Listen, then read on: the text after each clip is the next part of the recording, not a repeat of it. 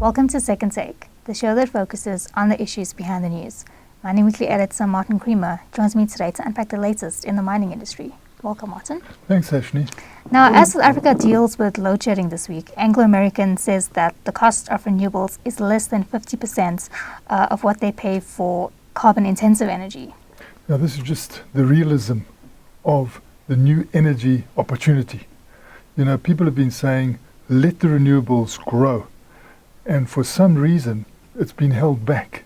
They're saying, in fact, if you do the calculations, you look if you combine sun and wind and storage, we world class. And then you create that excess, which gives you like very low cost electricity so that you can spawn new industries. Now, Anglo American coming through, having done the sums, they don't only say it's half the price, they say that it's less than half the price we are currently paying for our power.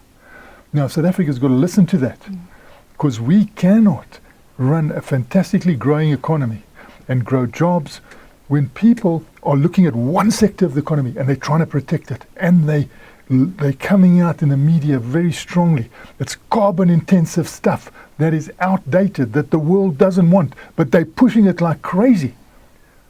I don't think they should be, because here you get a clear answer. Instead of taking the carbon intensive route that we currently have here, you go for, in this case, solar, and it's less than half the price. I mean, really, these caps of 100 megawatt are ridiculous. There should be no cap. I mean, you know how much we're short of energy? We're short of 4,000 megawatt to 6,000 megawatts, hence your load shedding. That gap could be filled in 18 months because you can bring in the solar so fast. Here the mines saying they can do it at half the price, less than half the price. They've got to be allowed to with no cap as far as I'm concerned. Now, the Decarbonisation and Going Green in the Mining Sector webinar heard this week that South Africa needs to apply Ubuntu principles in going green.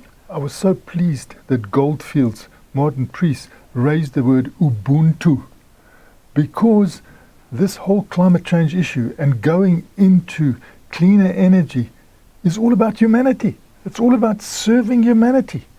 And he's saying, let Ubuntu reign here. Don't start saying we're going to stick to an outdated model that is so expensive in order to keep a certain sector of the economy going, which they are saying is job intensive. It's never been job intensive. You know, the coal mining has never been job intensive. It's always been mechanized. So don't try and create fiction.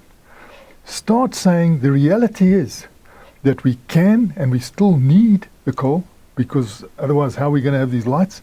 But let's run on both sides of the road and go as fast as we can, because there's also export opportunities here for coal. But don't make it the predominant thing. Let's have Ubuntu. Let's serve humanity. And that is a good expression for this, and I'm glad they brought it in, because climate change involves not causing planet Earth to catch fire. And we see it catching fire, you know, all over the world, even though we haven't really reached the point where we could soon. I mean, we're trying to stop the heating from going 1.5 degrees C, and we're not really succeeding there. If we don't, we could have such ructions here that, you know, the whole COVID catastrophe will look like a child's picnic. And yet there's certain people still clinging to what is clearly not Ubuntu. And we hope that they change that. And speaking of Ubuntu, GreenCape organization is looking at clean energy opportunities in Mpumalanga following its success in the Western Cape. Yes, you know, GreenCape, they've gone along. Here you've got governments, you've got people committed to voters, and they do nothing for informal settlements which have been created because of demand that are unelectrified. You know, here's an unelectrified patch of land owned by Airports Company South Africa. And to Airports Company South Africa's credit, they said, let's do something for these people here. And what did GreenCape do? They didn't work immediately. They spoke to these people, Ubuntu style, Ubuntu hearted. You get in there, you speak to them. You actually appoint ambassadors who go around and get all the information. You then train up individuals so that they can put the solar power in. Then you train up individuals so they maintain the solar power. Then you say to the people, now what do you want from that solar power? They don't just plonk on and say, well, we're going to give you 3 lights or whatever. What do you want? They found in their survey that some of the people were paying 5 rand for a candle. So, you use a candle in a week, that's 35 rand. That's not to talk with the paraffin, and that's giving you 1 light. They go around there, what can we do here? Okay, this is what we can accommodate through digitization, putting all the information, into computers and working out how you can reach a solution, a mixture of Ubuntu, the heart, and the head. They come in, people are paying 50 rand. They're paying 50 rand for 3 lights. They've got radio. They can recharge things like torches. And if they want to pay a bit more, they can have TV as well. But the big demand was for these things. This is what the people said they want. So this is what they gave them. There's no cash changing hands. They pay for this the same way as they pay for airtime. They've thought this out. And, 85% of the people are paying. And they're saying the other 15% were paying, but when COVID hit, they had no jobs.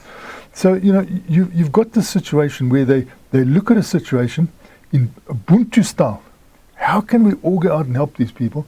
Now you see they've got this system that in 2 years will be their own. It's going to be their own property. You've got people in the community fixing things.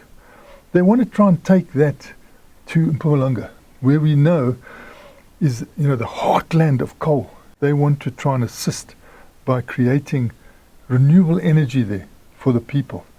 And, we can see how well they can do it if they set their minds to it. But, it doesn't matter how many people are really promoting coal at the moment. It depends on the world.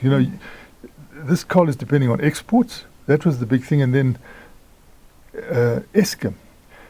Eskom is having to pay so much for coal at the moment. But what Eskom realizes is that we've got to start moving towards renewable energy. Why? Because otherwise the people we give electricity to, who are in industry, won't be able to sell their products outside. And we see a key example, a big user, is Hillside Aluminium. Half of aluminium is electricity. That half at the moment is what the world says is dirty. So therefore, we don't want your aluminium, or we pay less for your aluminium. So it's not just the coal sector where these people are rushing around and trying to protect it.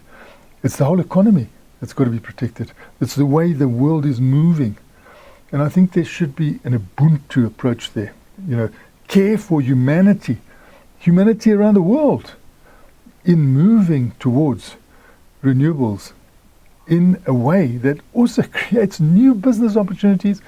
It will spawn, if it's going to be lower priced electricity, it's going to spawn so many more industries than this high priced carbon intensive electricity. So why are people trying to rally around and ring fence something that the world is starting to say has to go out, and yet they won't speak with as much agility about the just transition and the Ubuntu in this whole approach that can be exercised? Thanks for speaking with us, Martin. It's a great pleasure, Sashni. That's it for today. Join us again next week for more news analysis on the local and global mining industries. And don't forget to listen to the audio version of our Mining Weekly daily email newsletter.